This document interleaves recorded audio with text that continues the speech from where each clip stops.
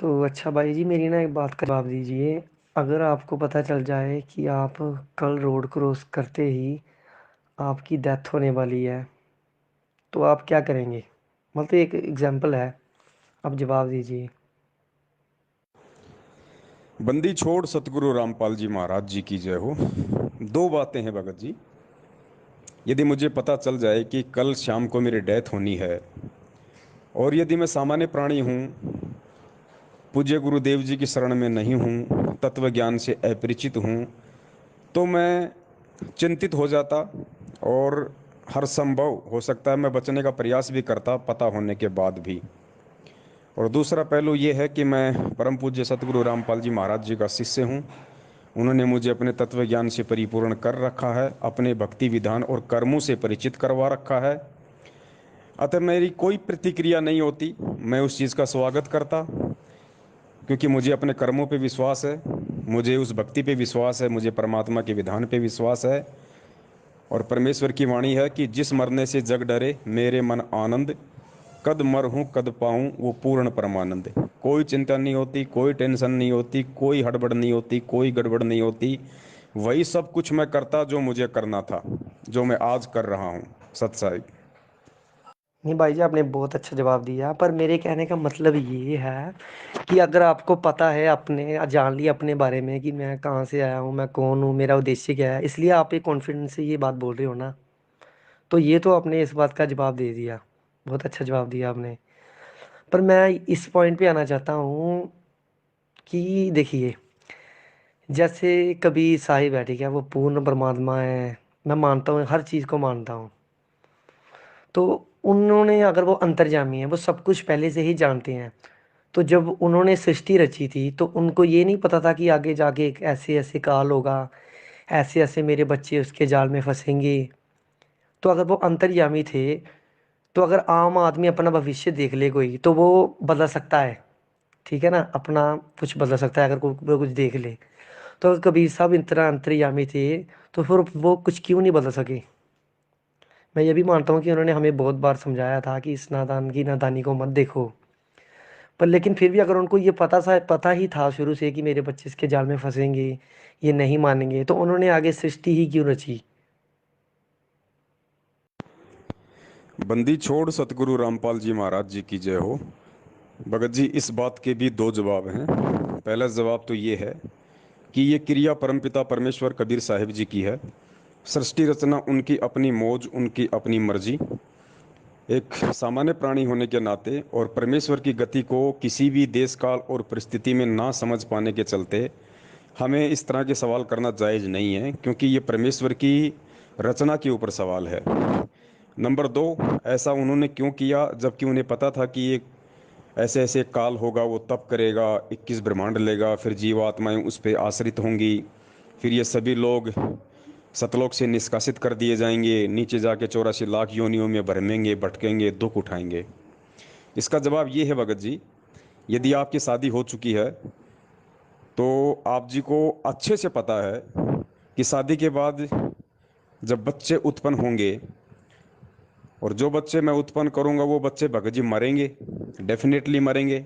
और बच्चे मरेंगे तो फिर उनके मरने का बड़ा दुख होता है, बड़ा अफसोस होता है। हो सकता है बच्चों का एक्सीडेंट भी हो जाए, हो सकता है बच्चा अपंग भी पैदा हो जाए, मंद बुद्धि भी पैदा हो जाए, हो सकता है बच्चा आगे चल के कुसंगति में पड़ जाए, बुरे कर्म करने लग जाए, हो सकता है बच्चा मेरी आंखों के सामने भी मर जाए, हो सकता है बच्चा बड़ा होकर शराब पिए, बीड़ी पिए और मेरी पिटाई भी करे। ये सब चीजें पता होने के बाद भी एक इंसान क्यों बच्चे पैदा करता है?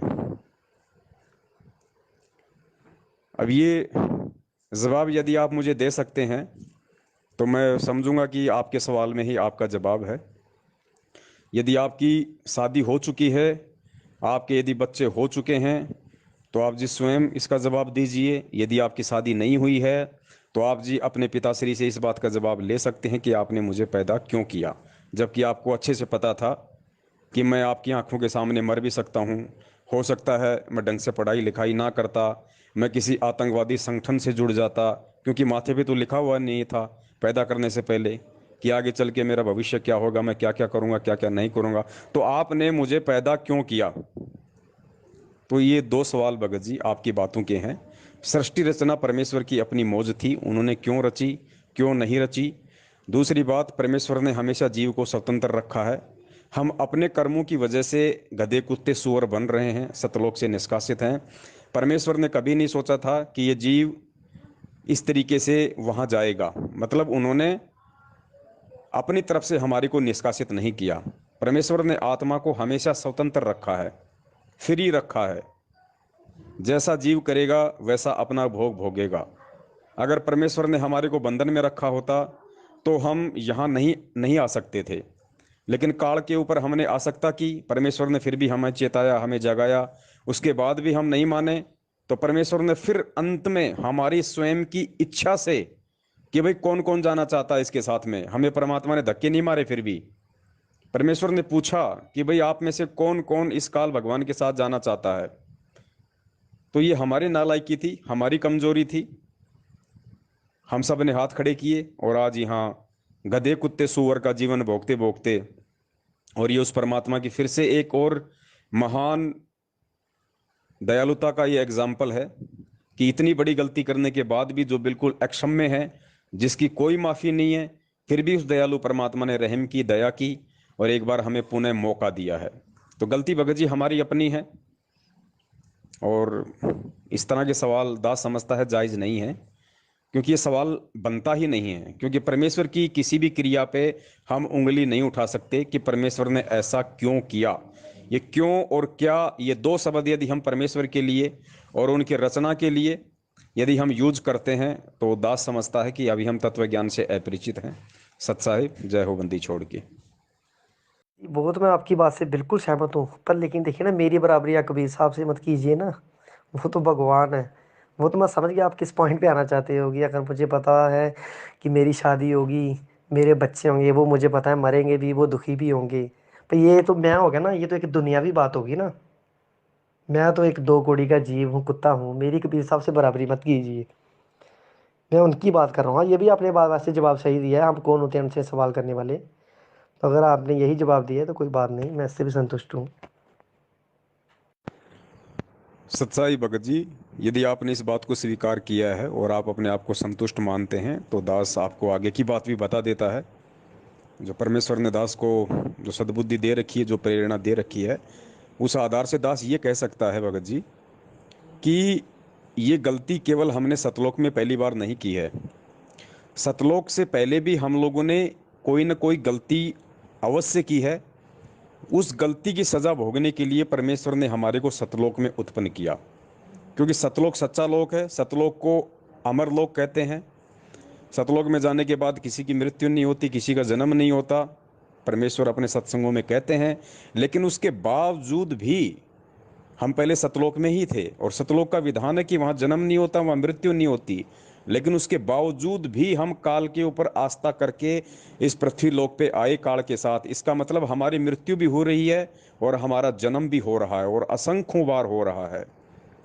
और फिर परमेश्वर ने बताया कि सतलोक में जाने के बाद इस जीव आत्मा को सार शब्द की कमाई करनी पड़ती है। वो भक्ति का रूप और प्रारूप डिफरेंट होता है, क्योंकि सतलोक जाने के बाद हमारे को ऊपर का जो लोक है, अलख लोक, उसमें जाने के लिए भक्ति करनी पड़ती है। अलख लोक में भी परमेश्वर की सृष्टि है, क्योंकि अलख लोक में परमात्मा अलग पुरुष के रूप में सृष्टि का संचालन करता है। अलख लोक में जाने के बाद फिर हमने ऊपर के लोक, अगम लोक के लिए भक्ति करनी पड़ती है, क्योंकि वहाँ भी परमेश्वर की रचना है, परमेश्वर की सृष्टि है, और वहाँ परमेश्वर आगम पुरुष के रूप में रहते हैं। आगम पुरुष के बाद में फिर हमने ऊपर के लोक, अनामी लोक की भक्ति करनी पड़ती है, क्योंकि अनामी लोक में वो परमेश्वर अकेला रहता है और वो अनामी पुरुष के रूप में रहता है, क्योंकि अनामी लोक में सृष्टि नहीं है। क्योंकि अनामी लोक वो लोक है जहाँ से हमें परमेश्वर ने अपने शब्द से उत्पन्न किया था, सर्जन किया था। और अनामी लोक में जाने के बाद में परमात्मा ने हमारे को जिस शब्द से उत्पन्न किया था, सर्जन किया था, उसी शब्द में परमात्मा हमारे को वापस समा लेगा। अर्थात आत्मा का सदा सदा के लिए झंझट खत्म हो जाएगा। और परमेश्वर की वाणी है कि लोक अनामी जावेगी, वहाँ कोन्या मिले चुबारे, आत्मा और परमात्मा वहाँ कोन्या रहते न्यारे। अनामी लोक ही एक ऐसा लोक है जहां आत्मा और परमात्मा का अलग अलग अस्तित्व नहीं है। बाकी सभी लोकों में, नीचे के तीनों लोकों में आत्मा और परमात्मा का अलग अलग रूप है। तो अनामी लोक इस आत्मा का अंतिम मुक्ति स्थल है। अनामी लोक में जाने के बाद परमेश्वर आत्मा को उसी शब्द में वापस समा लेता है जिस शब्द से परमात्मा ने कभी इस आत्मा को सर्जन किया था, आत्मा को उत्पन्न किया था। ये बहुत गहरा रहस्य है, बहुत गहरा भेद है। ये परमेश्वर की विशेष दया के बिना भगत जी समझ पाना बड़ा मुश्किल है, इसलिए दास ने आप जी को ये बताया है। लेकिन सवाल भगत जी बनते नहीं हैं, क्योंकि आगे क्या है, आगे क्या नहीं है, इसकी पूरी जानकारी हमें सतलोक में जाने के बाद ही परमेश्वर देंगे। और सतलोक में जाने के बाद भी परमेश्वर सिर्फ हमें अलख लोक की ही भक्ति का ही रूप बताएंगे, प्रारूप बताएंगे।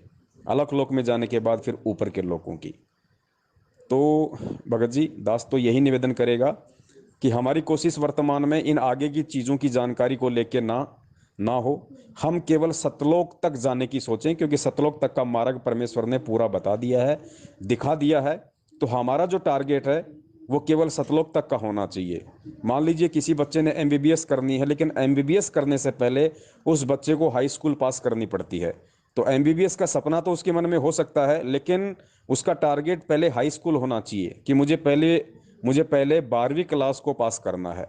12वीं के पास ही मैं एमबीबीएस के लिए कोई फॉर्म भर पाऊंगा, आगे की मैं तैयारियां कर पाऊंगा। तो ये कुछ बातें हैं, उम्मीद करता हूं आप जी समझदार हैं, समझ जाएंगे। सत साहिब, जय हो बंदी छोड़ की।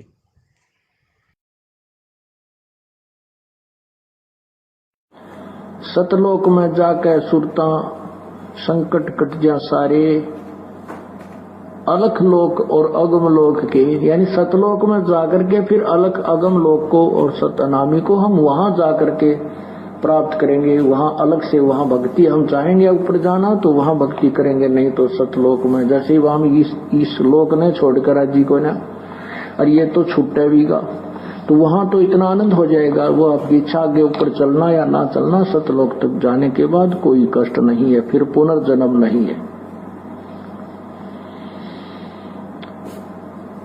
अनामी लोक में जाने के बाद फिर वहां आत्मा और परमात्मा एक हो जाते हैं, आत्मा परमात्मा में समा जाती है। लेकिन सतलोक, अलखलोक और अगम लोक में वहां आत्मा और परमात्मा का अलग अस्तित्व है।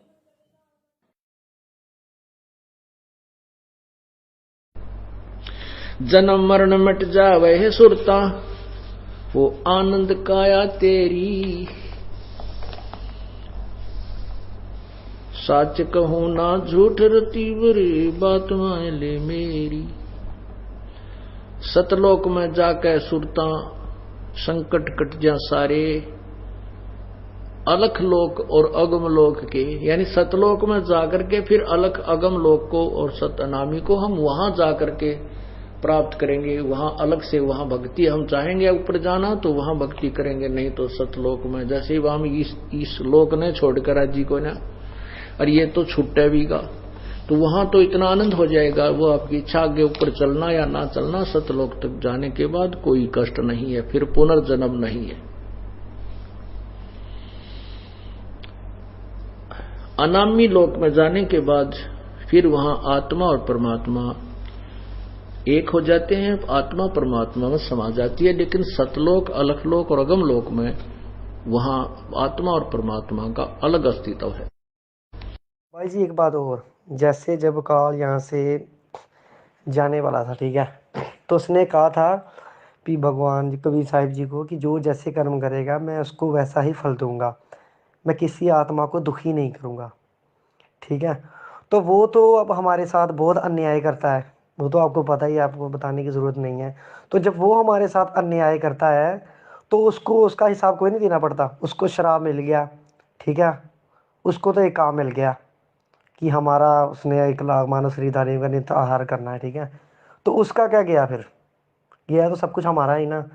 ऊपर से वो कबीर साहिब की भक्ति भी करता है, जैसे उसने गीता में बोला है कि मैं भी उसी की शरण में ही हूँ अर्जुन, ठीक है। तो वो जब गलती करता है तो उसको उसका हिसाब कोई नहीं देना पड़ता।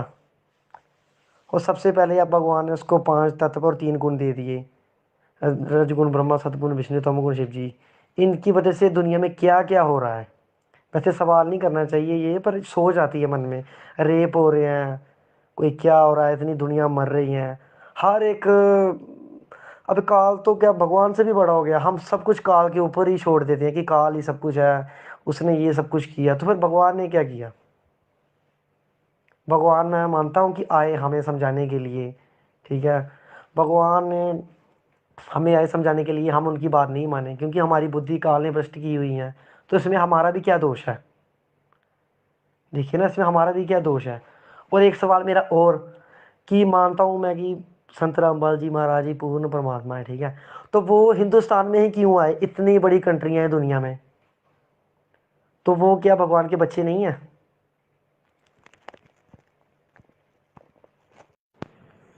बंदी छोड़ सतगुरु रामपाल जी महाराज जी की जय हो। सत्साई भगत जी, ये सारी बातें विस्तार से और अच्छे तरीके से समझने के लिए मैं आप जी से प्रार्थना करूंगा कि आप पूज्य गुरुदेव जी के सत्संगों को कुछ दिन सुनिए, ध्यान से सुनिए, सृष्टि रचना को बार बार सुनिए। फिर भी आपने शंका जाहिर की है तो कुछ मैं आपकी मदद कर सकता हूँ पूज्य गुरुदेव जी के तत्व ज्ञान आधार से। आपने कहा कि भाई परमात्मा ने हमें ही गधा कुत्ता सुअर बनने के लिए या इतने दुख और परेशानियां भोगने के लिए क्यों बाध्य किया? क्या काल को इसकी कोई सज़ा नहीं मिलती? देखिए, जिसका जैसा कर्म है और जैसी जिसने परमपिता परमेश्वर के साथ में दगाबाजी की है, उस आधार से परमेश्वर ने काल को भी सज़ा दी है, जैसा उसका कर्म है। गुरुदेव ने बताया कि जो ब्रह्मा जी हैं, जब ब्रह्मा जी मर जाता है एक, उसके बाद में जो विष्णु जी हैं वो मरते हैं, और विष्णु जी के बाद में जब 70,000 ये त्रिलोकीय शिव अर्थात शंकर भगवान मर जाते हैं, तब एक काल मरता है, काल की मृत्यु होती है। अर्थात एक ब्रह्मांड का सर्वनाश हो जाता है, सारे प्राणी दूसरे ब्रह्मांड में रख दिए जाते हैं।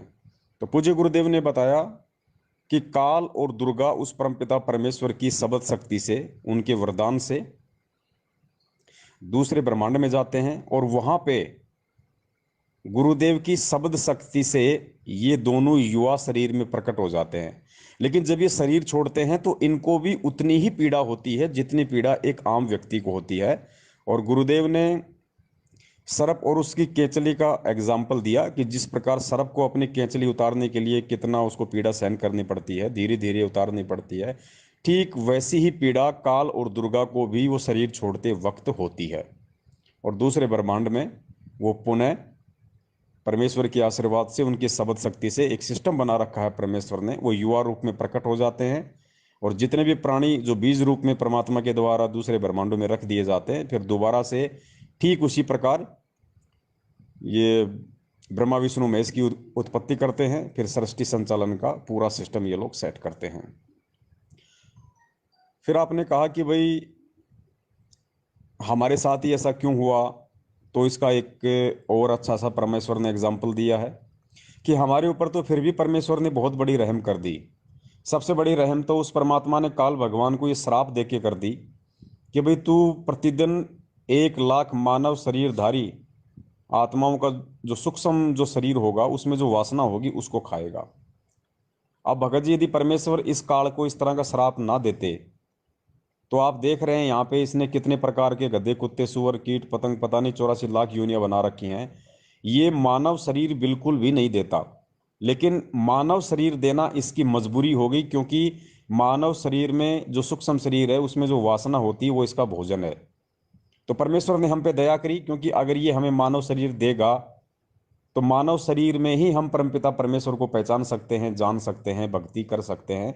और वापस सतलोक जाने के लिए परमात्मा ने हमें एक ही मौका दिया, काल को श्राप देके, आप और हमें मानव शरीर देके।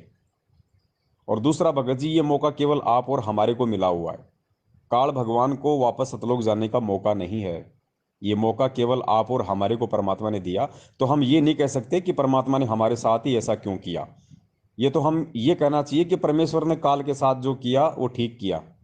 हमें तो फिर भी परमात्मा ने वापस सतलोक जाने का मौका दे दिया। क्या आपने कभी सुना है परमेश्वर के मुख कमल से कभी उनके सत्संगों में कि काल वापस चला गया सतलोक, जबकि कितनी आत्माएं वापस सतलोक चली गई वो जरूर आपने सुना होगा। तो एक मौका दिया उस परमपिता परमेश्वर ने हमें। दूसरा आपका सवाल है कि इस पूरे वर्ल्ड में इतने सारे देश हैं, इतनी सारी कंट्रीज हैं, संत रामपाल जी महाराज पूर्ण परमात्मा हैं, वो केवल भारत में क्यों आए, हिंदुस्तान में क्यों आए?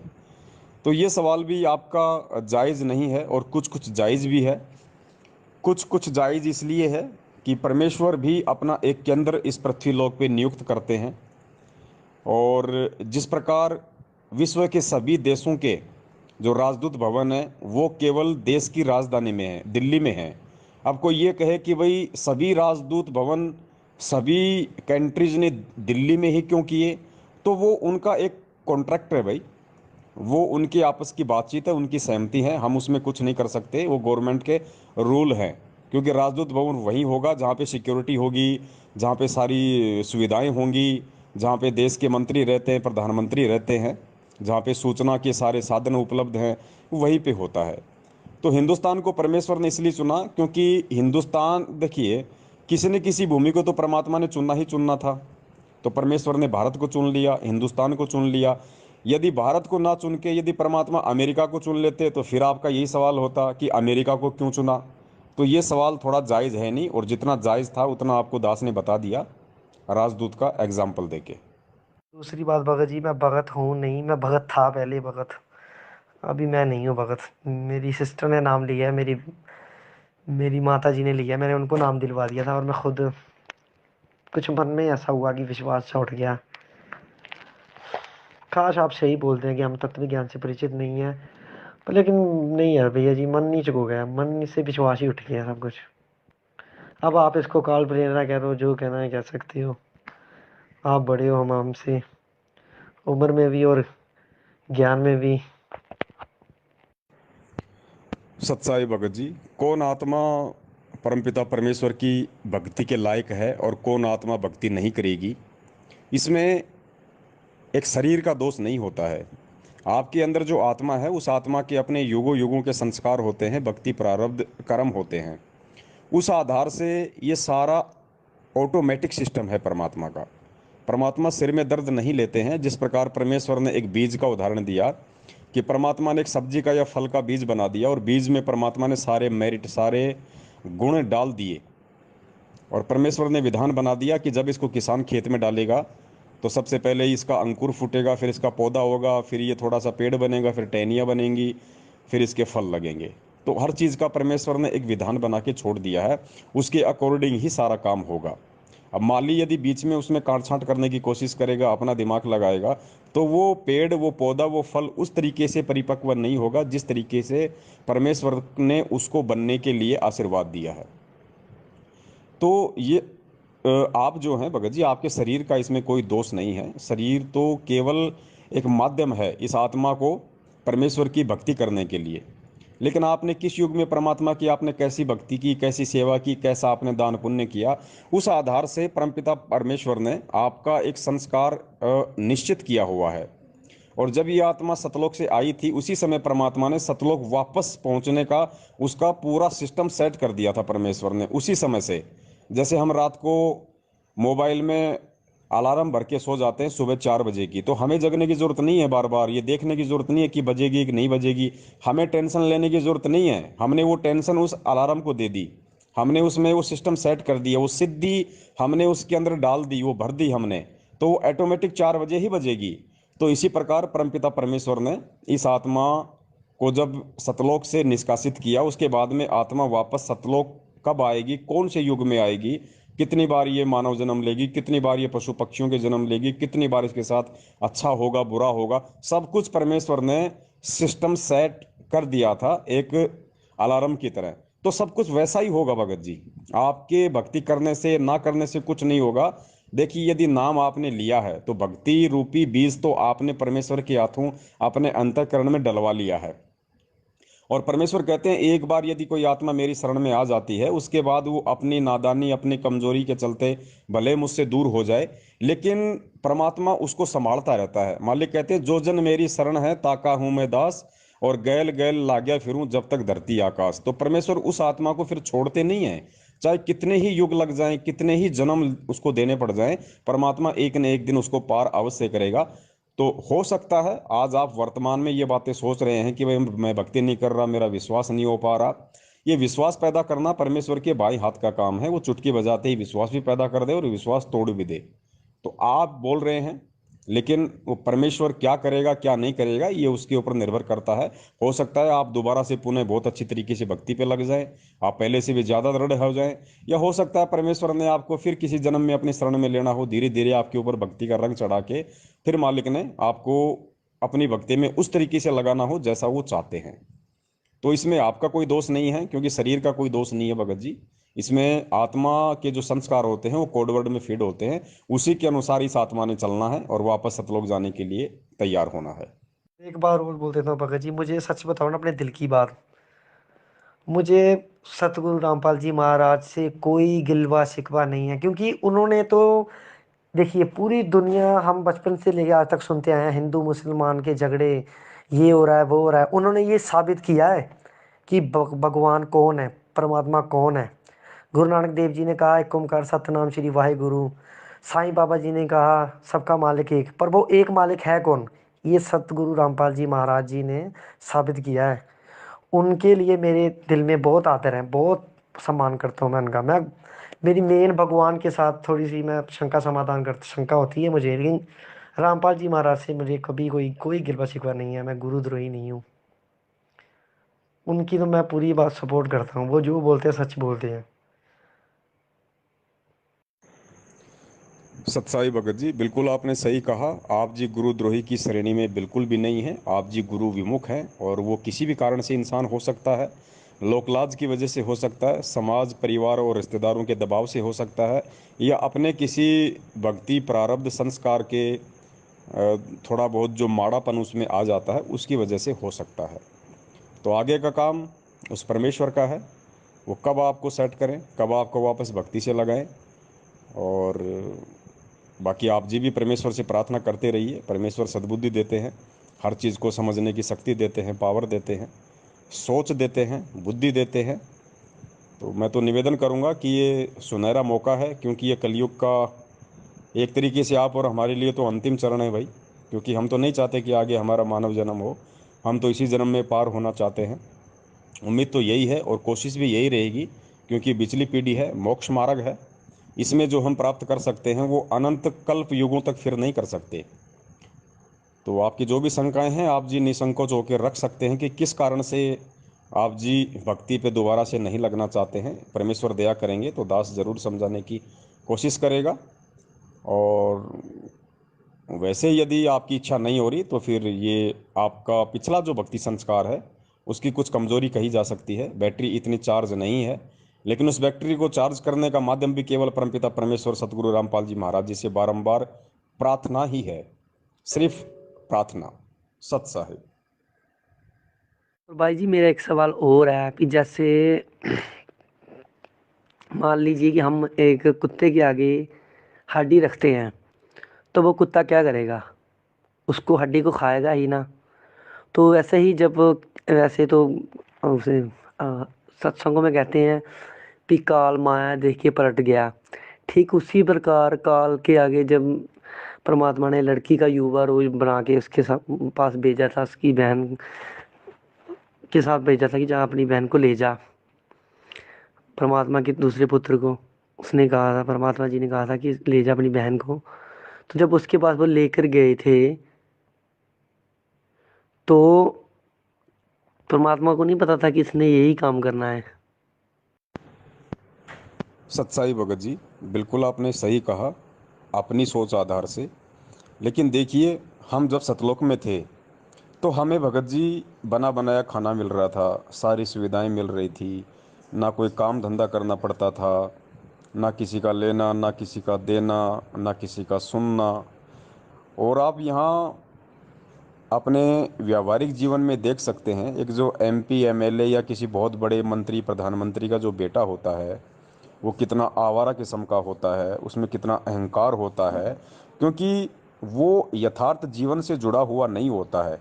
वो पंख लगा के उड़ता रहता है। उसको आटा चीनी दाल का भाव मालूम नहीं होता है, क्योंकि उसने कभी भी अपनी मेहनत से और अपने बुद्धि विवेक से काम नहीं किया, क्योंकि वो फ्री का खा रहा है। इसलिए उसे ना किसी के दर्द का कोई एहसास है, ना किसी की तकलीफ का कोई एहसास है।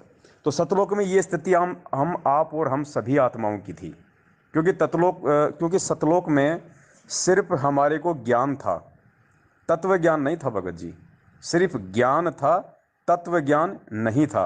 और दास ने आपको पहले बता दिया कि ये गलती हमने पहली बार कोई सतलोक में नहीं की।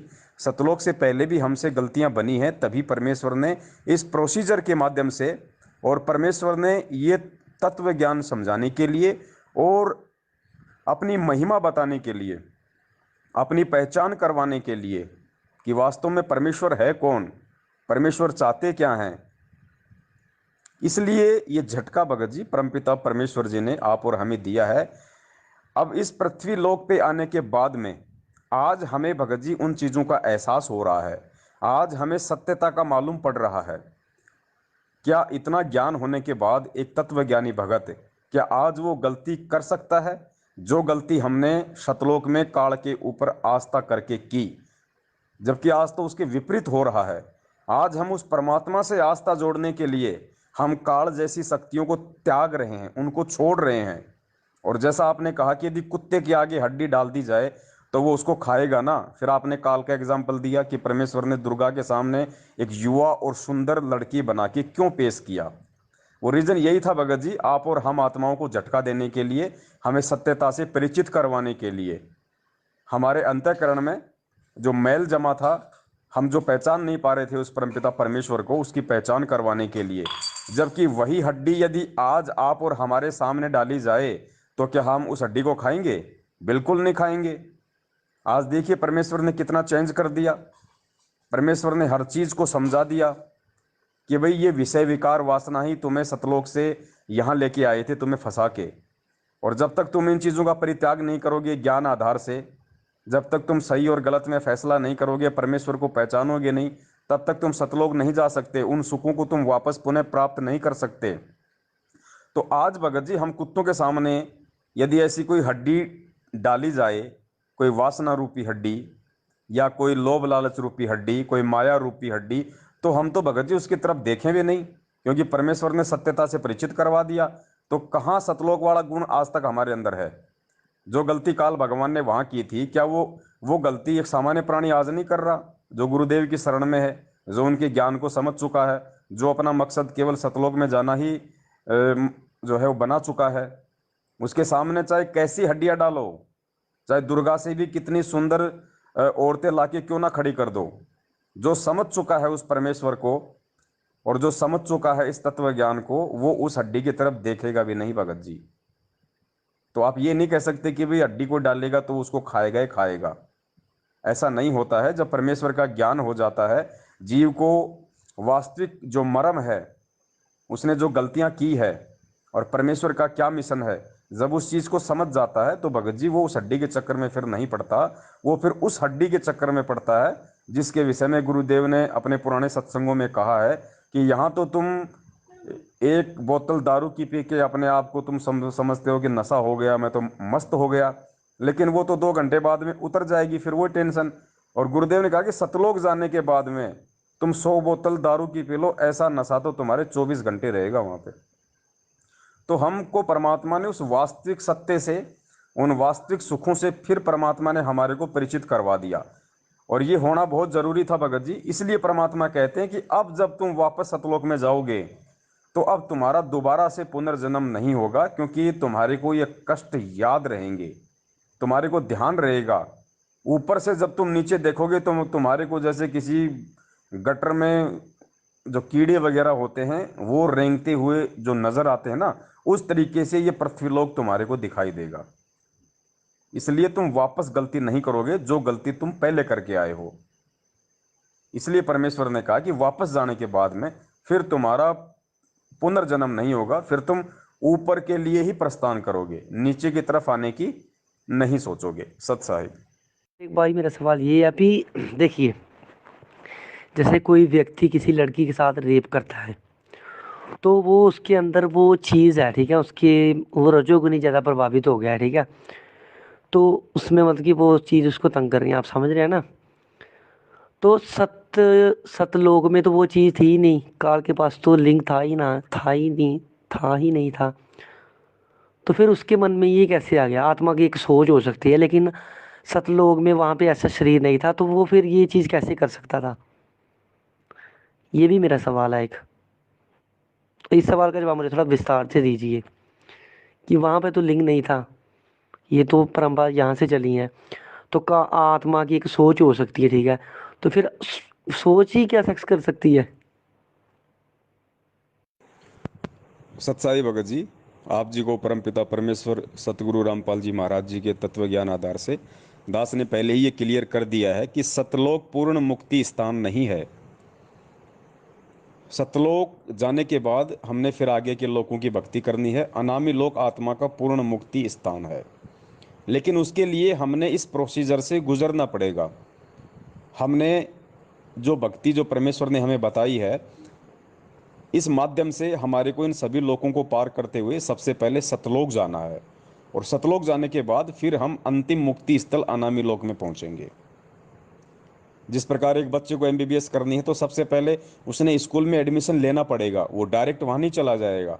सबसे पहले उसने एडमिशन लेना पड़ेगा, फिर उसको 1 2 3 4 5 करके उसको 10th तक जाना पड़ेगा, उसके बाद 12th पास करनी पड़ेगी, फिर एमबीबीएस का फॉर्म अप्लाई करना पड़ेगा, फिर 3 या 4 साल उसकी पढ़ाई करनी पड़ेगी, फिर वो एमबीबीएस के लिए सेलेक्ट किया जाता है, उसके बाद भी उसकी ट्रेनिंग होती है। तो इस प्रकार भगत जी ये एक प्रोसीजर है। आपने कहा कि सतलोक में ये सब चीज़ें है ही नहीं, तो उसके मन में ये सब विकार उत्पन्न कहाँ से हुए, उसके मन में वासना कहाँ से जागृत हुई? भगत जी सतलोक में सब कुछ है, क्या नहीं है सतलोक में? आप इस 21 ब्रह्मांड में जो भी कुछ देख रहे हैं, ये कहाँ से आया है? ये 5 तत्व, ये 3 गुण, ये सब कुछ कहाँ से आए? ये सतलोक से ही तो आए हैं, कहीं और से थोड़ी आए हैं। तो पहले ये सब कुछ सतलोक में ही तो था। ये जो पहाड़ आप देख रहे हैं, ये आप जो ये रचनाएं आप देख रहे हैं, ये नदियां आप जो देख रहे हैं, ये झरने आप देख रहे हैं, ये सब क्या है? ये समुद्र आप जी देख रहे हैं, ये नदियां देख रहे हैं, क्या है? ये यहां आने के बाद नहीं बनी है। ये सब कुछ सतलोक से बनी बनाई आई हैं। परमात्मा ने खाली इस प्लाट को ऐसे की ऐसे अपनी सबद शक्ति से यहां भेज दिया। या आप जो ये पहाड़ जो देख रहे हैं, जो हिमालय देख रहे हैं, या अन्य कोई पहाड़ यदि आप देख रहे हैं, यार ये सारे पहाड़ सतलोक में थे, ये वहीं से आए हैं। सिर्फ अंतर इतना है कि सतलोक में ये सब मतलब कि नूरी थे, यहां आने के बाद में ये 5 तत्व और 3 गुण में तब्दील हो गए। बाकी सेम रचना गुरुजी ने बताई कि इस 21 ब्रह्मांड की जो रचना है वो नकली है, और सतलोक की रचना असली है। तो ये 5 तत्व, ये 3 गुण, ये सूरज, ये चांद, ये सब कुछ वहीं तो थे। परमेश्वर ने सृष्टि रचना में बताया कि जब इसने 70 2 बार इसने तप किया, और सबसे पहले तो परमेश्वर ने इसको 21 ब्रह्मांड दे दिए। दूसरी बार इसने 70 तप किया तो इसने कुछ रचना की सामग्री मांगी। तो परमेश्वर ने कहा कि बेटा तेरा जो भाई है जो कूरम्ब, उसके पास चला जा, मेरा नाम ले देना, और उससे जाके तू 5 तत्व और 3 गुण ये सृष्टि रचना की सामग्री ले आ। तो काल वहां पे चला गया। जाने के बाद में उसने देखा कि कूरम अपनी जो है साधना कर रहा था, वो ध्यान मगन था। तो काल ने उसको आवाज लगाई, वो नहीं जागा। तो काल को थोड़ा गुस्सा आया कि मैं बोल रहा हूं और ये मेरी तरफ ध्यान नहीं दे रहा। उसने उसके मुकुट को पकड़ के हिला दिया, और जैसे ही उसने उसके मुकुट को पकड़ के हिलाया, उसमें से बीज रूप में ये सूरज, चांद, सितारे, सारी चीजें निकल निकल के ये अपने वास्तविक रूप में आ गई भगत जी, 21 ब्रह्मांड में, वहीं पे जहां पे ये काल था। उसके बाद जब कूरम जागा तो उसने गुस्सा किया।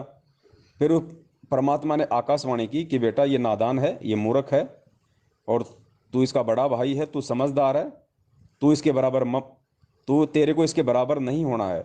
और आज के बाद मैं इसको और श्राप देता हूं कि इसके लोक में कभी भी शांति नहीं रहेगी, ऐसे ही हड़बड़ी रहेगी जिस प्रकार इसने तेरे साथ में की है, जो इसने जल्दबाजी की है ना, इसके लोक में भी सदा ऐसे ही रहेगा।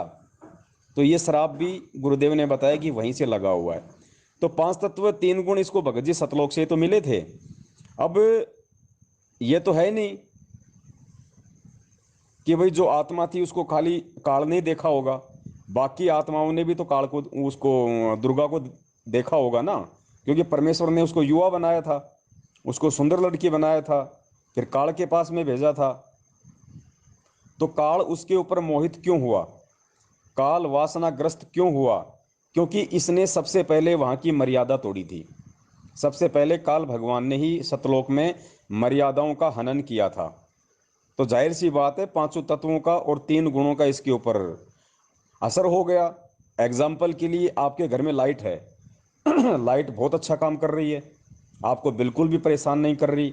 गर्मी में आपको पंखे से हवा मिल रही है, एसी चल रही है, कूलर चल रहा है, आपकी मिक्सी चल रही है और सारे काम कर रही है, आपके जीवन को बहुत आसान बना रही है, भौतिक सुविधाओं के लिए बहुत अच्छी है। अगर आप अपनी नालायकी से उसी लाइट के नंगे तार को यदि आप छू लोगे तो क्या होगा? वो आपके ऊपर वो असर करेगी, जैसा उसका असर है आपके बेटे पे नहीं करेगी। बेटे को तो फिर भी एसी से हवा मिल रही है, क्योंकि लाइट को आपने छुआ है, आपने गलती करी है, आपने जो नियम जो हैं उसके, इलेक्ट्रिसिटी के, कि भैया अगर इसको हाथ लगाओगे नंगे तार को तो ये ऐसा झटका मारेगी। तो काल ने वही किया भगत जी वहां पे। सबसे पहले मर्यादाओं का हनन इसी ने किया, तप इसी ने किया, अलग से राज्य प्राप्ति की लालसा इसी ने की, सारा और पांच तत्व तीन गुण भी इसी ने मांगे। तो इसके ऊपर वो असर करना ही करना था भगत जी। तो वो पांच जो है तीनों गुणों का असर काल के ऊपर हुआ, तो वासना उसी के अंदर जागृत होनी थी। और ये होना इसलिए भी था क्योंकि दास ने आपको पहले ही बताया, क्योंकि हम आत्माओं को सबक परमात्मा ने सिखाना ही सिखाना था। तो निमित्त तो परमात्मा ने किसी न किसी को बनाना ही बनाना था, वरना परमात्मा शुरू में ही सृष्टि रचना खुद क्यों ना कर देते। अगर परमेश्वर शुरू शुरू में सृष्टि रचना अगर अचिंत को ना सौंप के यदि स्वयं ही सृष्टि को रच देते, तो कहाँ तो अक्षर पुरुष को पैदा करना पड़ता, ना अक्षर पुरुष पैदा होता, ना वो मानसरोवर में जाके सोता, ना परमात्मा ने अंडे से काल को उत्पन्न करना पड़ता। तो ये खेल सारा भगत जी परमात्मा का है। अवगत की गति को हम नहीं जान सकते। दास भी केवल एक आकलन लगा रहा है, ये नहीं कह रहा कि जो मैं जो कह रहा हूं बिल्कुल सही है, लेकिन जितनी मुझे परमेश्वर ने बुद्धि बख्शी है और जो प्रमाण जो संकेत हैं परमपिता परमेश्वर के, उस तत्व ज्ञान आधार से दास केवल ये एक आइडिया लगा रहा है, जो दास की नज़र में बिल्कुल सही साबित होता नजर आ रहा है। तो खेल बाकी सारा भगत जी परमपिता परमेश्वर का है। हम उनकी किसी भी क्रिया के ऊपर, इन क्रियाओं के ऊपर स्पेशली हम कोई भी प्रश्न खड़ा नहीं कर सकते। क्यों नहीं कर सकते? क्योंकि जवाब तो हर चीज का है, लेकिन परमेश्वर यदि हमें जवाब दे भी देंगे तो हमारी बुद्धि में आएगा नहीं। कैसे नहीं आएगा? उसका गुरुजी ने एक एग्जाम्पल दिया। गुरुजी ने एग्जाम्पल ये दिया कि एक जो पांचवी क्लास का बच्चा होता है वो भी हिंदी पढ़ना सीख जाता है, और एक बीए और पीएचडी का बच्चा है वो भी हिंदी जानता है, लिखना और पढ़ना। अब यदि कोई पीएचडी की जो पुस्तक है और जो शब्द लिखे हुए हैं, उन शब्दों को पांचवी क्लास का बच्चा पढ़ तो देगा, क्योंकि हिंदी में लिखा हुआ है कि भाई प्रतिरोधक या प्रतिशोध, उसने पढ़ दिया। लेकिन कोई उससे ये कहे कि बेटा इसका मतलब क्या होता है, तो पांचवी क्लास का बच्चा नहीं बता पाएगा कि प्रतिरोधक और प्रतिशोध का क्या मतलब होता है। बीए वाला जरूर बता देगा। तो अभी इन सब बातों को जो सवाल आप कर रहे हैं ये परमेश्वर तो बता देंगे, लेकिन हमारी बुद्धि उनको समझने के लायक नहीं हुई भगत जी, क्योंकि परमेश्वर का तत्व ज्ञान करोड़ों जीबी का है, और हमारी जो मेमोरी है भगत जी वो कुछ एक एमबी की है। समझ रहे हैं? कुछ एक एमबी, और एमबी में भी 90% तो कचरा भरा हुआ है, गंदगी भरी हुई है। ये रागनियां, ये फिल्मी गाने हैं, ये गंदी नजरें, उल्टे सीधे कर्म कुकर्म, गाली गलौज, कचरा भरा हुआ है कुछ एक एमबी के अंदर भी। और परमेश्वर का ज्ञान है करोड़ों जीबी का, तो इतनी आसानी से नहीं समाएगा भगत जी। परमेश्वर ने उसका एक ही माध्यम बताया है। यदि आपने किसी खारे पानी के मटके को मीठा करना है तो उसका एक ही तरीका है कि उसमें मीठा पानी डालते रहो डालते रहो डालते रहो। एक समय ऐसा आएगा वो खारा पानी निकल जाएगा, उसमें खाली मीठा ही पानी रह जाएगा। तो सत्संग सुनना ही इन सब चीजों को समझने का एक अंतिम विकल्प है, एक अंतिम माध्यम है सत्संग। पूरा सवाल भाई, मेरा मन क्यों उठा, इतनी अच्छी लैंड मैंने भगवान की क्यों छोड़ दी? तो सही बात यह है कि मेरी माता जी को ना कोई बाहर या नुक्सा है, कोई बात जो चीज़ होता है ना, कोई भूत प्रेत का, 30-35 साल का दुख है उनको। तो उन्होंने नाम लिया था तो मुझे लगा वो ठीक हो जाएंगी। तो वो रेगुलर करते रहे, उन्होंने मर्यादा का भी पालन किया, थोड़ी सी भोली सी भी हैं वो, भगवान से क्या छिपाए। और सच बोलने में कैसा, सच बोलने में क्यों हिचकिचाएं हम। तो वो ठीक ही नहीं हुई, वो ऐसे तड़पती हैं जैसे कोई मच्छी नहीं तड़पती। तो वो ठीक ही नहीं हुई। तो मेरा इसलिए थोड़ा सा मन, वहां से मेरा उठ गया मन, दुनिया में कोई भगवान नहीं है, ऐसा नहीं हो सकता, वैसा नहीं हो सकता। बीच में ठीक भी हो जाती हैं, पर ऐसे पहले भी होता था, फिर नाम लेने से क्या फायदा हुआ। वैसे इतनी बात कहनी नहीं चाहिए, परमात्मा ने अपने सत्संग में सब कुछ बताया है। पर लेकिन मैं ये कह रहा हूँ कि कहीं ना कहीं ये भी एक कारण था। सत्साई भगत जी, परमात्मा अंतर्यामी होते हैं, और आप किस भाव से उनकी पूजा कर रहे हैं, किस भाव से आप उनसे नाम दीक्षा लेने जा रहे हैं, ये उनसे छुपा हुआ नहीं होता है, भले हम उनसे छुपाने की कोशिश करें। आप लोगों के जो भाव थे वो केवल प्रेत बाधा को दूर करवाने तक ही सीमित थे, जबकि परमेश्वर का विधान है और परमात्मा चाहता है कि ये जीव जिसका अनंत युगों के बाद में बिल्ली के भाग का छीका टूटा है, ये सारे जोड़ जुगाड़ इसके सही तरीके से सेट हुए हैं। कलयुग की पिछली पीढ़ी, साक्षरता, परमात्मा आया हुआ, हमें परमात्मा ने अपने समकालीन समय में पैदा किया, भक्ति दी, शरण में लिया। तो हमारा एकमात्र जो मकसद है, जो टारगेट है सतगुरु से जुड़ने का, वो केवल मोक्ष प्राप्ति होना चाहिए। और मोक्ष प्राप्ति के लिए हम तभी जुड़ पाएंगे जब सबसे पहले हम उनके सत्संग सुने, सत्संगों को अच्छे से सुन के हम ये एक धारणा बना लें, एक टारगेट बना लें कि हमें करना क्या है। उसी मकसद से हम परमात्मा से हम जुड़ें। अगर हम मोक्ष के लिए जुड़ेंगे तो फिर भगत जी बाकी की जितनी भी समस्या है, ये प्रेत पुरेत हैं क्या भगत जी, ये तो चुटकी बजाने जितना काम नहीं है परमेश्वर के लिए, यदि हम आत्म कल्याण के लिए परमेश्वर के जो है शरण में आ जाएं तो। लेकिन मकसद ही आप लोगों को केवल प्रेत बाधा से छुटकारा पाना था, तो परमेश्वर को भगत जी हर आत्मा के आगे तक का पता है कि ठीक है, इस नादान की ये प्रेत बाधा तो ठीक हो जाएगी, लेकिन जैसे ही इसकी प्रेत बाधा ठीक होगी, चूंकि ज्ञान इसने समझा नहीं, तो ये इस मार्ग पे नहीं टिक पाएगी। किसी के भी कहने से, सुनने से, या किसी भी सामाजिक दबाव से, या परिवार वालों के कहने से, ताने मारने से ये निश्चित तौर से भक्ति को छोड़ेंगे। और भक्ति को छोड़ेंगे तो आगे इनके जीवन में और ज्यादा कष्ट और परेशानियां आएंगी। तो इस हिसाब से भी भगत जी वो परमात्मा जीव आत्मा को लाभ नहीं देता है। तो मकसद आप लोगों का केवल भूत प्रेत ही भगाने का था भगत जी, जिस वजह से अंतर्यामी परमात्मा ने पहले ही देख लिया।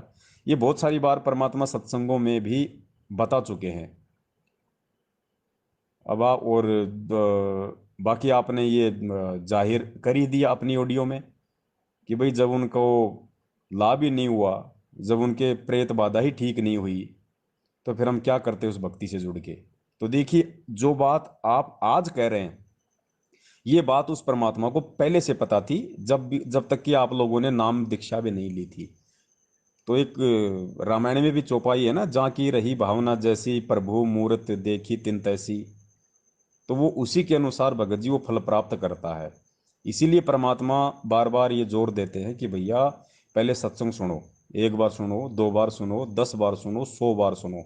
ये जरूरी नहीं होता है कि आश्रम में अगर आप किसी के साथ चले गए तो आपने नाम दीक्षा लेना जरूरी है, ऐसा कुछ नहीं है। गुरुदेव ने कहा कि 10 बार आओ, चाहे 50 बार आओ, या खाओ, सोओ, पीओ, नहाओ धो, सब फ्री सुविधाएं हैं। लेकिन पहले ज्ञान को समझो, सत्संग सुनो, सत्संग सुनने के बाद में डीवीडी लेके जाओ, मेमोरी कार्ड लेके जाओ, पुस्तकें लेके जाओ। जिस दिन आपको सत्संग समझ में आ जाए कि वास्तव में मेरे सामने जो हैं मेरे गुरु रूप में ये कौन है, और वास्तव में मेरे मानव जीवन का असली मकसद क्या है, असली टारगेट क्या है, मुझे करना क्या है, उसके बाद भगत जी प्रेत हैं क्या, ये तो बाएं हाथ का काम है उस परमपिता परमेश्वर का। और दूसरी बात भगत जी, ये आपकी माता जी का अपना संस्कार था। अब आपको तो अपनी माता जी दिखाई दे रही है और परमेश्वर को अपनी आत्मा दिखाई देती है। तो मालिक ने तो अपने हिसाब से ट्रीटमेंट करना है ना। अब डॉक्टर के पास कोई जाता है तो डॉक्टर ने देखना है कि इसका रोग किस प्रकार का है। तो डॉक्टर आपके कहने से ये थोड़ी है कि भाई शाम को ही मेरी माता जी को ठीक कर दो, शाम तक मेरे माता जी को ठीक कर दो। माता जी को हो गया कैंसर, माता जी को लगेंगे 2 साल, तो आपके कहने से काम नहीं होगा। दूसरी बात, आपकी माताजी के प्रारब्ध और संस्कारों पे निर्भर करता है। अब जैसे कोई जुकाम का मरीज है, वो तो हॉस्पिटल में जाते ही 2 घंटे में ठीक हो जाए, 2 दिन में ठीक हो जाए, और एक पूछ गए वहाँ पे कोई कैंसर का, कोई एड्स का रोगी, उसको 5 साल भी लग जाए, उसका लंबा ट्रीटमेंट भी चलेगा। तो इसी प्रकार जैसे परमेश्वर की वाणी है कि जब ही सतनाम हृदय धर्यो भयो पाप को नाश, जैसे चिनगारी अग्नि की पड़े पुराने घास। परमेश्वर कहते हैं सतनाम जिस दिन आपने ले लिया, सच्चा नाम, उस दिन के बाद आपके पाप कर्मों का सत्यानाश होना शुरू हो जाता है। लेकिन ये डिपेंड करता है कि आपके पाप कर्म कितने हैं। अब परमेश्वर ने बताया जैसे घास है, एक तो 2 किलो घास है और एक 5 टन घास है, तो माचिस तो अपना तुरंत काम करेगी। अगर आप 2 किलो घास को लगाओगे तो तुरंत लग जाएगी। और वही माचिस, वही सतनाम यदि आप 5 टन के लगाओगे तो भी लग जाएगी। लेकिन किसके पाप कर्म कितने हैं ये निर्भर करता है। उसी हिसाब से भगत जी धीरे धीरे उस आत्मा को राहत मिलती है। तो ये आप लोगों की सत्संग ना समझ पाने के चलते ये कमजोरी थी, और आप लोगों ने अपने मन में फिर परमपिता परमेश्वर के प्रति ये दोष देख लिया। तो भगत जी फिर कहाँ फायदा होना था, क्योंकि भक्ति का नियम है, ये विधान है कि नाम दीक्षा लेने के बाद यदि आपको अपने गुरु में भक्ति में जरा सा भी कोई संदेह या शंका प्रकट हो गई, उसी समय आप नाम रहित हो जाओगे। तो आपके मन में तो कितनी शंकाएं आई होंगी, तो आप तो नाम रहित हो चुके थे। और नाम रहित होने के बाद भगत जी परमात्मा की पावर उस आत्मा तक उस घर में नहीं पहुंचती है। तो सबसे पहले आप लोगों ने सत्संग सुनने थे भाई। और आज वर्तमान में ये खाली आपके साथ नहीं है, आज सन 2014 के बाद जो ये नाम लिए जा रहा है सतलोक आश्रम मैनेजमेंट हरियाणा के फर्जी नामदान केंद्रों से, यही रीजन है। कोई 2 महीने रुकता है, कोई 6 महीने रुकता है, लाभ हुआ तो ठीक है, नहीं तो छोड़ो, किसी और को पकड़ो। क्यों? क्योंकि ज्ञान कोई नहीं समझ रहा और ना कोई किसी को ज्ञान समझा रहा। बस ये कहते हैं हमारे गुरु जी के शरण में आ जाओ, तेरे भूत भग जाएंगे, तेरे बेटे की शादी हो जाएगी, इसकी नौकरी लग जाएगी। भगत भी यही प्रचार करते हैं। कोई नहीं कहता कि सबसे पहले ज्ञान समझो, इस पुस्तक में क्या लिखा हुआ है उसको जानो पहचानो। सबको ये चिंता है कि मेरा टारगेट कम ना रह जाए, लोग ये ना कह दें कि यार तूने तो इतने भगत जोड़े, तूने तो केवल इतने भगत जोड़े। तो सबको चिंता ये है कि ज्यादा से ज्यादा भगत जोड़ूं।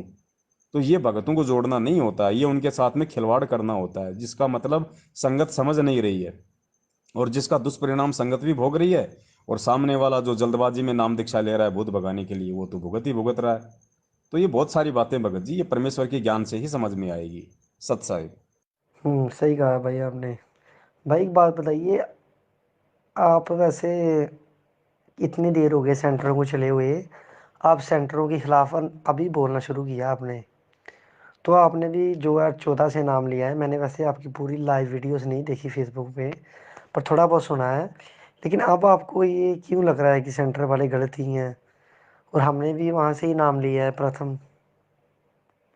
तो इनका क्या चक्कर है? मैंने सुना कि आपको इन्होंने इन्होंने आप पे हमला भी करवाया था। तो आप तो वैसे सच बोलते हो, आपने बहुत हिम्मत रखी है, क्योंकि आप परमात्मा के बच्चे हो जो अच्छी तरह से उनके ज्ञान को समझ चुके हो, और आपने भी बहुत बड़ा बलिदान दिया है। वैसे तो आपका नाम सब तरफ मशहूर है, आप तो हमारी जान है। आप बहुत अच्छा काम कर रहे हो भाई। परमात्मा तो आपको पार करके ही छोड़ेगा। पर अगर आपका छोटा भाई आपसे एक बात पूछ रहा है कि आप ये थोड़ा सा रहस्य बता दें कि ये क्या चक्कर क्या है सेंटर वालों का? वैसे तो रामपाल जी महाराज जी ने किसी सत्संग में तो कहा नहीं कि मेरे जेल जाने के बाद आपको सेंटरों में इनामदान मिलेगा। तो बात तो वही सही है कि जो उन्होंने सत्संगों में कही है, जो हम अक्सर हर बार नहीं समझ पाते हैं, लेकिन हर बात का जवाब सत्संग में ही होता है। तो आप ज़रा बताइए कि ये क्या चक्कर है सेंटरों वालों का? सच्चाई भगत जी, शायद आपको पता नहीं है, जब ये नामदान केंद्र शुरू शुरू में जब खुली थी 2015 में, ये नामदान केंद्र खुलने के 4-5 महीने बाद से ही दास ने इनका विरोध करना शुरू कर दिया था, संगत को सच्चाई बतानी शुरू कर दी थी। सबसे पहला नामदान सेंटर इन्होंने हिसार में खोला था, हिसार के बाद इन्होंने राजस्थान के जोधपुर में खोला, और तीसरा नामदान के अंदर पूरे विश्व में मुझ पवन दास के घर पे इन लोगों ने खोला था। हालांकि ये खोलना तो नहीं चाहते थे, क्योंकि सबसे पहले तो ये मोटी मुर्गी देख रहे थे, जयपुर में जो पैसे वाले लोग थे उनको तलाश कर रहे थे ताकि इनको सारी सुविधाएं वहीं से मिल जाएं। लेकिन उस समय जयपुर के किसी भी भगत ने, ना तो जयपुर के कोऑर्डिनेटर ने, ना एक जयपुर में वकील है राम किशोर उसने, एक लोकेंद्र है बिजनेसमैन उसने, किसी ने भी हाँ नहीं भरी, केवल दूसरों का ही मकान दिखाते रहे। और दास इनसे प्रार्थना कर रहा था, क्योंकि दास के भाव थे सेवा के, उस समय तक मुझे सच्चाई का नहीं पता था। अंत में जब इन लोगों को लगा, क्योंकि एक तो गुरुजी का जवाई था, एक राजस्थान के स्टेट कोऑर्डिनेटर था, और एक जो बलजीत है उसका लड़का था अनिल। ये तीनों लोग आए थे। तो जब इनको अंत में कहीं कोई चारा नहीं दिखाई दिया तो वो इन्होंने मेरी प्रार्थना को स्वीकार किया और मेरे घर पे नामदान केंद्र रख के चले गए। 2 महीने तक घर पे नामदान केंद्र रहा। उसके बाद में मेरे किसी पड़ोसी ने शिकायत कर दी, घर पे पुलिस आई। उन्होंने मुझे सख्त हिदायत दे दी कि यहाँ पे ये नामदान केंद्र नहीं चलना चाहिए, हमें शिकायत मिली है कि आप रामपाल जी को जेल से बाहर निकलवाने के लिए चंदा इकट्ठा करते हो। तो मैंने कहा भाई यहाँ पे फालतू में नाटक करेंगे, तो मैंने अपनी सहमति से, मैंने मेरी मर्जी से, और जयपुर के एक प्रहलाद जी हैं उनके घर पे नामदान केंद्र रखा। उसके बाद तकरीबन महीना 1.5 महीना मैंने वहाँ भी सेवा की। ऐसी कोई बात नहीं थी कि भाई कोई गुरुजी के नाम से छीन लिया या गुरुजी का आदेश है, ऐसा कोई मतलब नहीं, कोई बात ही नहीं थी ऐसी। ऐसी तो आज ये लोग झूठी भ्रमणा फैला रहे हैं संगत को मूर्ख बनाने के लिए, ताकि संगत दास के वीडियो ना देखे और सच्चाई से परिचित ना हो जाए।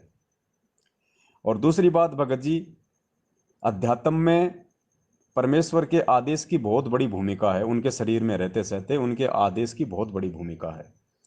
हम इनसे यही तो कह रहे हैं ना कि यदि नाम दीक्षा केंद्र खोलने का आदेश, भाई पहली बात तो ये कि ये जो सत भक्ति मार्ग है, ये कोई आसाराम के पंथ की तरह तो है नहीं, राम रहीम के पंथ की तरह तो है नहीं, या किसी निरंकारी या राधा स्वामी वालों के पंथ की तरह तो है नहीं कि जो मर्जी भाई इसको गुरुजी का काका भी चला लेगा, गुरुजी की मौसी चला देगी, गुरुजी के बेटे चला देंगे। ये तो परमेश्वर के वचन से और उन्होंने जो सब कुछ संगत के सामने रखा हुआ जो क्लियर है, उसी आधार से ये मार्ग चलेगा, ये पंथ चलेगा। तो आज तक गुरुदेव ने कभी भी किसी को नामदान केंद्र खोलने का आदेश नहीं दिया है। हम यही तो कहते हैं कि अगर गुरुजी का आदेश यदि नामदान केंद्र खोलने का है तो भाई हमें गुरुजी का आदेश बता दो ना। 2014 के बाद से यदि गुरुजी का कोई आदेश आपके पास में हो तो हमें आदेश दिखा दो।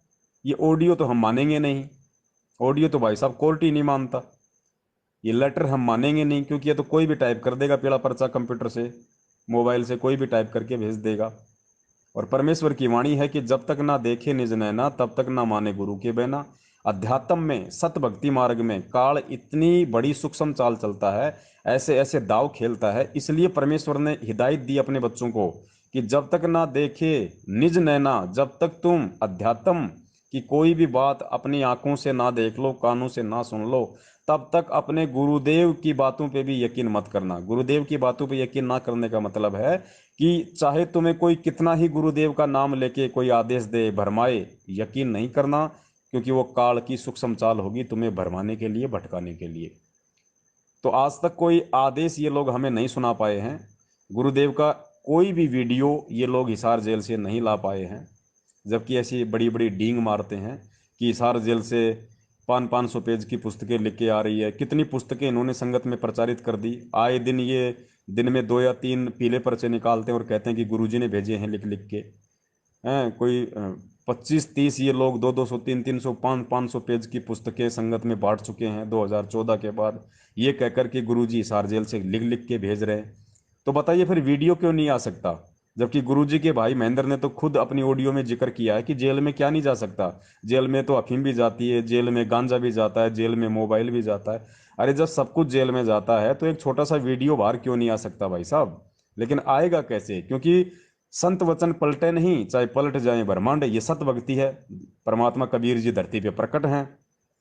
दोगले वो कभी हो नहीं सकते, दोगले वचन वो कभी बोल नहीं सकते, क्योंकि वो उनके आचरण में नहीं।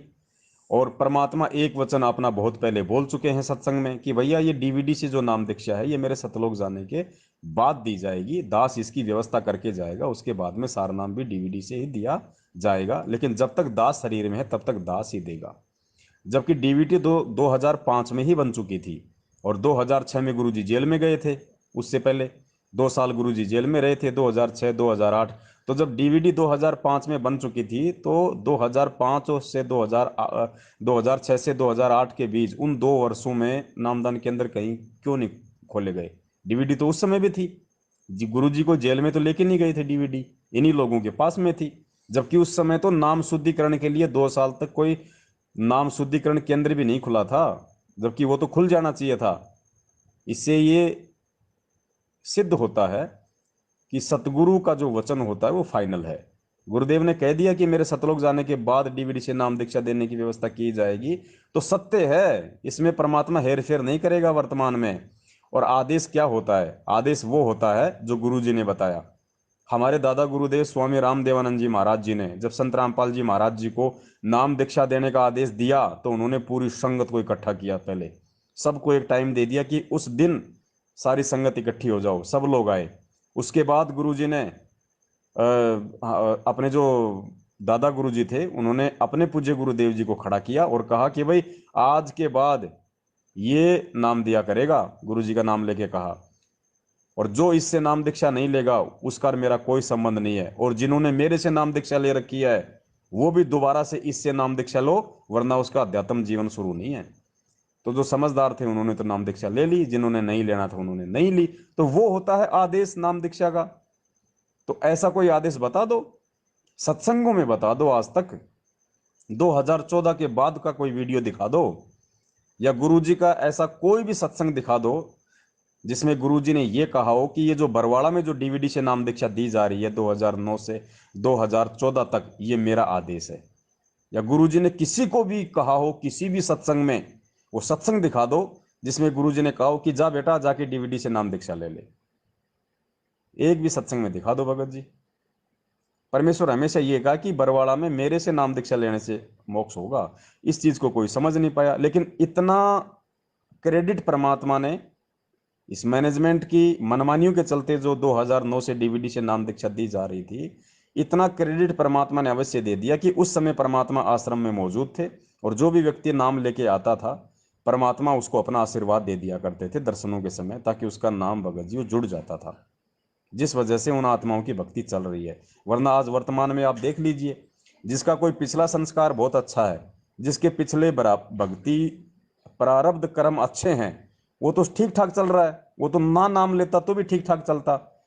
और जिसके पिछले भक्ति प्रारब्ध कर्म है नहीं, जो दुखी था, परेशान था, किसी के कहने से यहां से नाम ले रहा है, उसकी दुर्गतियां हो रही हैं, लोग एक्सीडेंट हो के मर रहे हैं। महाराष्ट्र का जिक्र मैं बार बार करता हूं, 2 बस भर के आ रही थी पिछले साल हिसार तारीख पे जाने के लिए, 13 भगत मर गए एक्सीडेंट में, 13 भगत मर गए जिसमें बच्चे भी शामिल थे, 4 के तो सिर धड़ से अलग हो गए। बताइए कहाँ रक्षा हुई उनकी? क्या गलती कर रहे थे? क्या सभी ने गलती कर रखी थी? क्या सभी के नाम खंड थे? वो तो गुरुजी के दर्शन के लिए जा रहे थे ना। जो गुरुजी के दर्शनों के लिए महाराष्ट्र से इतना खर्चा करके हिसार आ रहा है, उसकी कहाँ मर्यादा खंड होंगी? उसके कितने अच्छे भाव होंगे, लेकिन फिर भी उसकी मौत क्यों हुई? क्योंकि वो मनमाना आचरण था। मैनेजमेंट के कहने पर ये लोग चल रहे हैं, गुरु के आदेश पे नहीं चल रहे। गुरु ने कभी इशारा आके धक्के खाने के आदेश नहीं दिए। परमात्मा ने अनमोल नाम दे दिया, भक्ति दी, सत्संग दे दिया, सुमरण दे दिया, बैठ के अपनी भक्ति करो, बाकी काम मेरा है, मैं कब आऊंगा कब नहीं आऊंगा, क्या खेल है क्या खेल नहीं है, मैनेजमेंट के तलवे चाटने की क्या जरूरत है? इतना ज्ञान लेने के बाद तो उनकी दुर्गतियां हो रही हैं, उनकी दुर्गतियां होंगी, उसको कोई रोक भी नहीं पाएगा जब तक वो आत्मा गुरुदेव के ज्ञान को आधार नहीं बनाएंगी। और ये चीजें भगत जी सभी के समझ में नहीं आती हैं, क्योंकि इसका भी एक बहुत बड़ा रीजन है। परमात्मा कहते हैं शब्द सैन सतगुरु की पहचान है, पाया अटल सुहाग रे। वो अटल सुहाग सतलोक में वो अमर परमात्मा उसी आत्मा को प्राप्त होगा जो सतगुरु के सत्संगों के संकेतों को समझेगा और उस आधार से अपनी रहनी करनी को करेगा। क्योंकि कहते हैं ना, समझदार को संकेत ही काफी होता है। जैसे कहीं कोई बातचीत हो रही होती है और दूर दूर 2 आदमी खड़े हैं, तो वो आपस में संकेत से समझा दिया करते हैं। वो संकेत से क्यों समझ गया दूर खड़ा आदमी? क्योंकि वो उसके संपर्क में है, वो उसके विचारों से परिचित है, वो क्या कहना चाहता है इशारों इशारों में, उंगली से या अपने चेहरे से वो समझ चुका कि ये क्या चाह रहा है, ये क्या मंगवा रहा है, ये क्या चाहता है। तो वही समझ पाया जो उसके संपर्क में है, जो उसको अच्छे से जानता है, जो उससे परिचित है।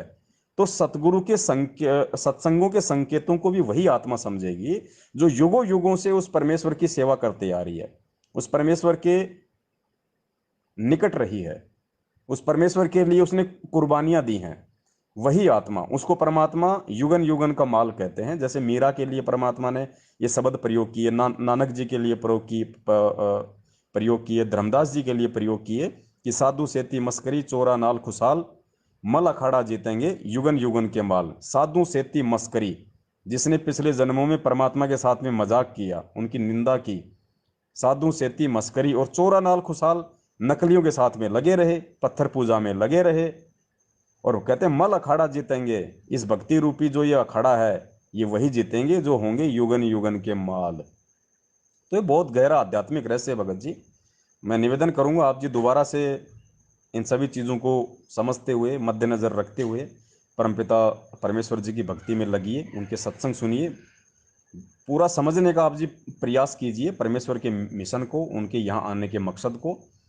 और कहते हैं सुबह का भटका हुआ शाम को घर आ जाए, तो उसको भटका हुआ नहीं कहते हैं। आप जैसे हजारों की संख्या में भगत भाई बहन हैं जो बरवाला कांड के बाद में और इस पूरी घटनाक्रम को देखते हुए, क्योंकि ज्ञान इतना वो समझ नहीं पाए थे और उन्होंने गुरुजी में दोष निकाल लिया कि ऐसा करने की क्या जरूरत थी, ऐसा क्यों किया, ऐसा क्यों हो गया, अगर ये परमात्मा थे तो। अरे भैया, यहाँ परमात्मा को ही कष्ट सहन करने पड़ते हैं, ये काल कसाई का लोक है। यहाँ ये कोई नया काम थोड़ी है। आप सतयुग से अब तक का देख लीजिए, परमेश्वर को एक सुख से एक गिलास पानी भी नहीं पीने दिया हम नीचों ने। सतयुग में मनु जैसे परमात्मा के पीछे पड़े रहे, ना त्रेता में जीने दिया, ना द्वापर में जीने दिया, ना 650 साल पहले गुरुजी आंखों में आंसू भर भर के बताते हैं कि उस परमात्मा के साथ में कैसी कैसी बदमाशियां की। तलवारों से काट दिया, जेरे कुएं में डाल दिया, समुद्र में डाल दिया, वह नदी में गले में पत्थर बांध के डाल दिया, तलवारों से काटा, कैसे कैसे परमेश्वर के साथ में जुल्म किए। और आज देख लो क्या हो रहा है भगत जी। तो परमात्मा ये कि ये इस तरह की जो घटनाएं होती हैं उनसे परमात्मा हमें ये भी समझाना चाहते हैं कि भैया ये देखो काल कसाई का लोक है, तुम समझो और यहाँ से चलने की तैयारी करो। जब मेरे जैसे समर्थ को ये नहीं ये मतलब ये नहीं समझ पा रहा, ये नहीं बख्श रहा, तो तुम्हारी तो औकात क्या है, तेरी क्या बुनियाद प्राणी, तू पेंडा पंथ पकड़, वो ये भक्ति मार्ग पकड़ ले। मेरे साथ यदि इस लोक में ऐसा हो रहा तो तेरी क्या औकात है, ये तू अब समझ ले। और दूसरी बात, परमात्मा ये भक्ति देके इस तरह की परेशानियों में रह के, इस तरह के संघर्ष करके अपने बच्चों को ये दृढ़ता देते हैं, ये मनोबल देते हैं, आत्मशक्ति और आत्मविश्वास देते हैं कि बेटा जब मैं संघर्ष कर रहा हूँ समर्थ होते हुए, और मेरे पास में तो इतनी सिद्धियां हैं, मैं तो चाहूँ तो एक सेकंड में सब कुछ नष्ट कर दूं, सब कुछ वैसा ही बना दूं, उसके बाद भी मुझे मेरे गुरु ने जो ज्ञान दिया है, जो संघर्ष करने की शिक्षा दी है, जो प्रेरणा दी है, जो मान और मर्यादा मुझे सिखाई है कि भाई भगवान पे विश्वास रखना। परमात्मा एक दिन सुनेगा कि भाई कबू तो दीन दयाल के भिनक पड़ेगी कान, राम नाम रटते रटते रहो जब तक घट में प्राण। कि मुझे मेरे गुरुदेव ने जो संघर्ष की जो शिक्षा दी है, जो जो बातें बताई हैं, जो मर्यादा में रहना बताया है, परमात्मा पे विश्वास करना बताया है कि कभी तो हमारा भी समय आएगा, उस आधार से मैं परमात्मा पे विश्वास करके ये संघर्ष कर रहा हूँ, मैं लगा हुआ हूँ, ज्ञान को समझ चुका हूँ। तो ये परमात्मा एक भूमिका करके दिखा रहे हैं। तो भगत जी हमें एग्जाम्पल दे रहे हैं परमात्मा, क्योंकि ये समस्याएं तो हमारे सामने भी आएंगी। जब ये भक्ति हम करेंगे तो समस्या तो हमारे साथ भी आएंगी, काल हमें भी परेशान करने की कोशिश करेगा, किसी को भी निमित्त बनाएगा हमारे ऊपर इस तरह के ये प्रेशर थोपने के लिए।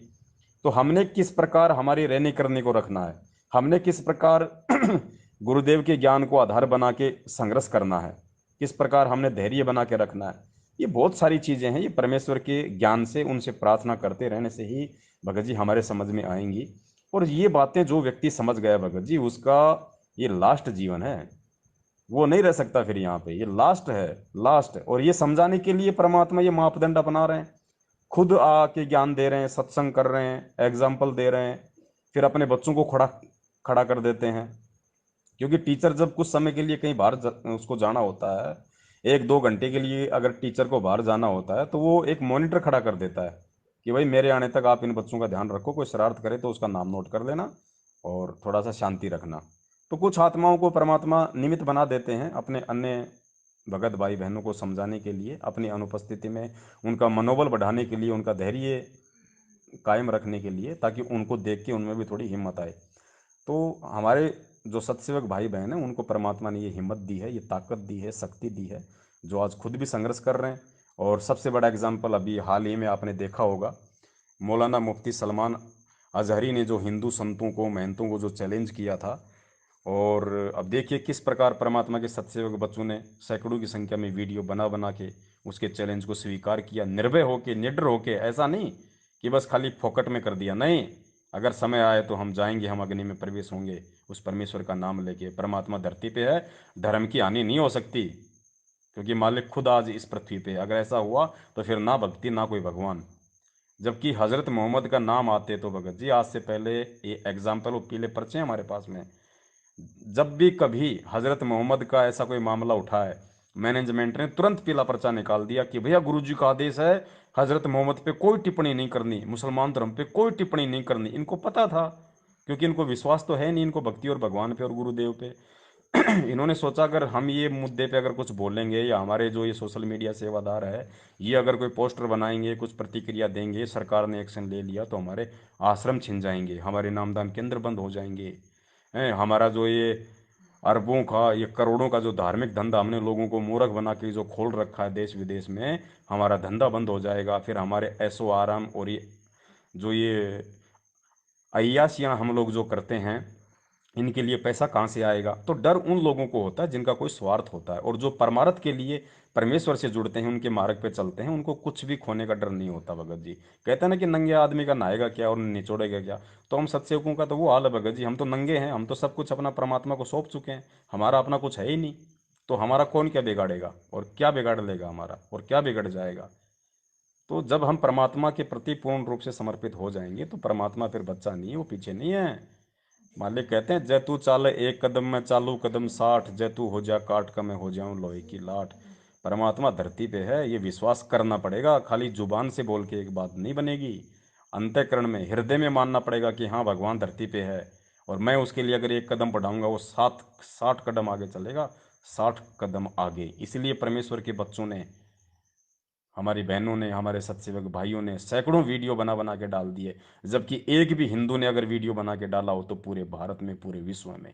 जबकि ये काम तो मैनेजमेंट का था, लेकिन ये नालायक तो डर के घरों में बैठ गए, क्योंकि ये तो आदेशों के गुलाम है संगत।